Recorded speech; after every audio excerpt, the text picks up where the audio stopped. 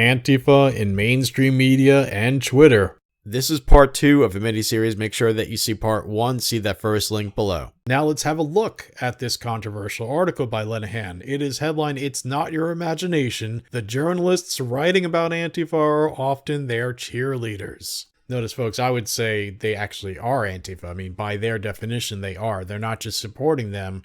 They're working with them. They are them. Let's have a look here where it says Antifa often receives media coverage that is neutral or even favorable, with its members' violence either being ignored by reporters or vaguely explained away as a product of right-wing provocation. What's more, anecdotal evidence has suggested that many of the mainstream reporters who are most active in covering Antifa also tend to enthusiastically amplify Antifa's claims on social media. In October 2018, my research partner and I decided to investigate the truth of this impression by using a mix of network mapping and linguistic analysis to see which prominent journalists who covered Antifa also were closely connected to leading Antifa figures on social media. We then inspected the Antifa-related stories these journalists had written. We created a data set of 58,254 Antifa or Antifa-associated Twitter accounts based on the follows of 16 verified Antifa seed accounts. Using a software tool that analyzed the number and nature of connections associated with each individual account, we winnowed the 58,254 Antifa or Antifa-associated Twitter accounts down to 962 accounts.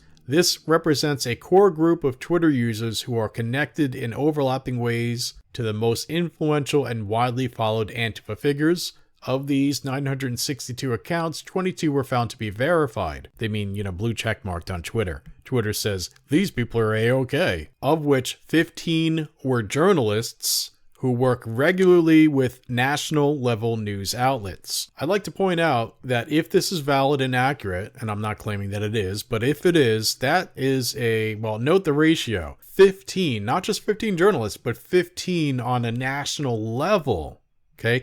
That would be approximately 1.56%, a little over 1.5% of 962. So that would mean a little over 1.5% of those Antifa Twitter accounts are high national level journalists. And I would imagine that it's a lot less than 1.5% of the general population that are national level journalists. It would be a very small percentage. So this statistical feature would indicate, I think, or suggest that many people are attracted to what they call anti-fascist action and also attracted to infiltrating the media and passing off far-left propaganda as news. Now, for a lot of us, this stuff is a no-brainer. Yes, there are a lot of people who are attracted to posing as journalists and attracted to Antifa. We all know that, yes, blah, blah, blah. But it's good to actually have some research to demonstrate this. Especially, because there's a lot of people out there who have lives and they don't just study these things and know these things. They have to be convinced through evidence and reason. So again, 1.5%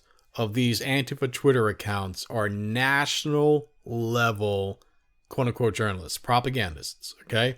That is a shockingly high percentage, right? The general population of America is millions of people. So national level journalists are going to be a vanishingly small fraction of a percent. Anyway, he continues, it should be stressed that a journalist's close social media engagement with any particular group should not be seen as incriminating per se.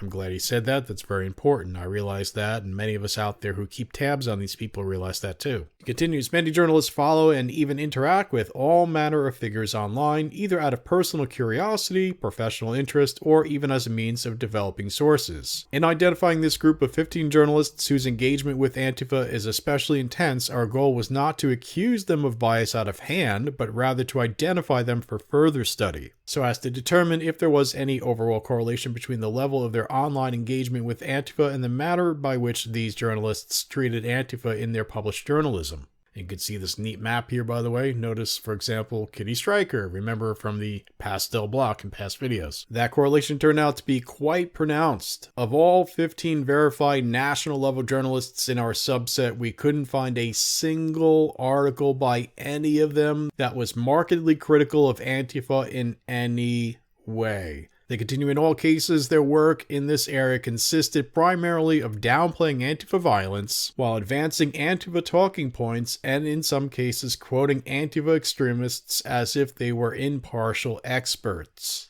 These journalists include, for instance, Kid O'Connell, a self-identified, quote-unquote, proudly anti-fascist, quote-unquote, gonzo journalist whose work often reads like a FAQ that one might find on an Antifa website. That's so true. This guy's a clown. You may remember Kid O'Connell as this asshole in past videos of ours. This asshole? He's such an asshole. And he's not your typical, I mean, he's your typical Antifa, but he's just more pronounced of an asshole than most. I'm not making you justify it. That was just too perfect. Like, and this asshole. Oh, yeah. Like, and this asshole. I usually refer to him as a stark raving mad lunatic or something like that.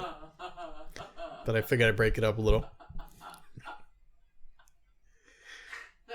I'm glad you find that to be funny. I do. He also discusses Patrick Strickland, another journalist who is among the 15. His book, Alerta, Snapshots of Europe's Anti-Fascist Struggle, has a blurb written by Mark Bray, the author of Antifa, the Anti-Fascist Handbook that I hold in my hand right here. Unlike O'Connell, Strickland presents himself as a serious mainstream journalist and has written for The New Republic and Politico. As of this writing, he's listed on Al Jazeera's website as a senior producer for Al Jazeera English. A more prominent example is Jason Wilson, a Portland-based writer for The Guardian. They write a lot about Antifa, and it's, as I've shown, propaganda. One of his recent articles focused on a U.S. regional intelligence report whose authors conclude that Antifa and the far right share responsibility for street violence. Quote, experts say the report mischaracterizes the dynamics of the street violence, unquote, Wilson complained. One of Wilson's main quote-unquote experts in this piece, it turned out, was none other than Antifa's handbook author Mark Bray, who, predictably, denounced the report's contents as quote-unquote ludicrous. What? It's like asking the cat, did you eat the bird? Yes. Yep. Just so you know, folks, the author of this book, Mark Bray, is not just someone writing about Antifa. He makes it very clear he is sympathetic to, and is by definition, Antifa himself. Lenihan continues, in fact, Bray makes regular appearances in Wilson's articles, so does fellow Portland resident and eco-extremist Alexandra Reed Ross, who regularly writes for Antifa publications such as the It's Going Down anarchist news site. And I think calling it a news site is, well, I mean, they give information for how to do activism, when and where to meet up to attack innocent people, but, a lot of what they say is just flat-out propaganda. Interestingly, while other Portland journalists such as Genevieve Reum, of KATU News, Maggie Vespa of KGW News, and Quillette's own Andy No, who has voiced concerns about Antifa's actions, have been harassed and assaulted by Antifa activists, Wilson seems welcome to mingle freely among Antifa, and has even been photographed standing close to Marquez. Now, this is significant, folks, because Antifa tends to try to stop people from filming. Either they put their hand in front of the camera, or they attack them, or they smash the camera, whatever the case may be. In fact, Marquez recently had to go to court for doing just that, smashing someone's camera. I think after assaulting the cameraman. Now, the fact that Louis Marquez is not trying to block this guy's camera, or worse, strongly suggests that this guy is regarded by the mob as one of them, or at least in support of them, and hence he has a free pass. That is unusual. Lenihan continues in one piece titled, How the World Has Fought Back Against the Violent Far Right and Started Winning, Wilson effectively drops the pretense that he is a neutral reporter and approvingly outlines the Antifa tactics set out in Bray's book. This book, folks. He also defends such tactics as doxing, stalking, deplatforming, and shaming as valuable means to attack individuals whose views he dislikes. In so doing, he cites both Bray and Emily Gorsensky, who runs a doxing site called First Vigil, which shames individuals she deems to be fascists before they have received due process. Make no mistake, the original professed goal of Antifa to oppose fascism is laudable, and there are no doubt many Antifa activists who still reject violent methods. Not so sure about that, but maybe. Moreover, there is nothing inherently wrong with being a journalist who has strong personal views about Antifa or about any other radical group, but Wilson is not simply a pro-Antifa activist who also happens to write for The Guardian. He actively leverages his role as a regular Guardian writer to promote Antifa, whitewash its violence, and signal boost its leaders, whom he presents as quote-unquote experts, often under the guise of neutral news reporting. Christopher Mathias, a senior reporter for the Huffington Post, applies the same cynical approach. Like Wilson, Matthews' bylines seem to pop up whenever Antifa stages violent protests, and he always can be counted on to deliver a play-by-play that favors Antifa. But he goes even further than his Guardian counterpart. Unlike Wilson, Matthews actually doxes individuals who he suspects of being right-wing extremists. His doxing sources for an article about suspected extremists in the USA military included Unicorn Riot. Unicorn Riot or Antifa.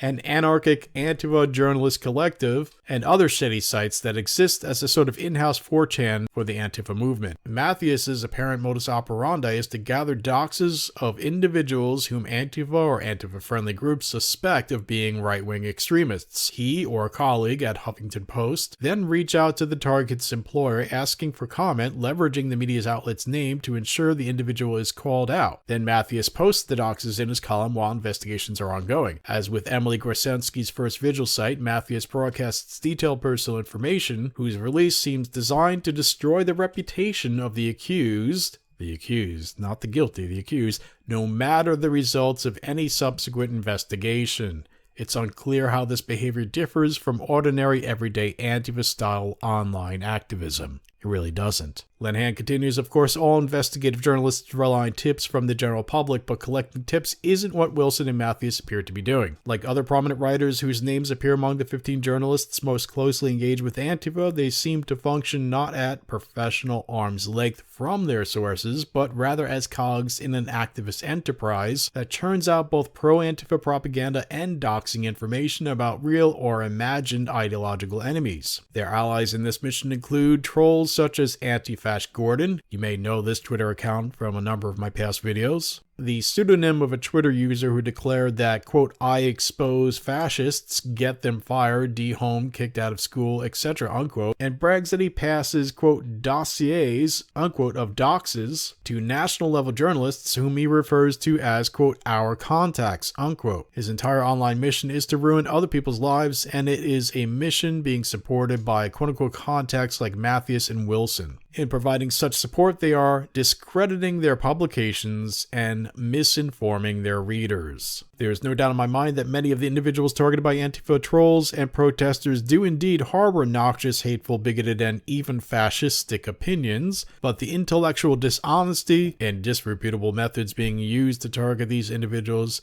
is an example of the cure being as bad as the disease. Unfortunately, in this article, Lenihan doesn't give us the means by which we can verify his claims, but he may release that stuff in the future in the form of a paper, a peer-reviewed scientific journal paper. At least that's what they're saying. Apparently, some of the details have been shown to Quillette and other media companies, according to the Daily Caller. This is the end of part 2. To make sure that you see part 3, subscribe to us on BitChute. You can't rely on YouTube, and our days are numbered on YouTube anyway, so see that link below to our BitChute channel. Liberty, strength, honor, honesty, justice, truth, and love.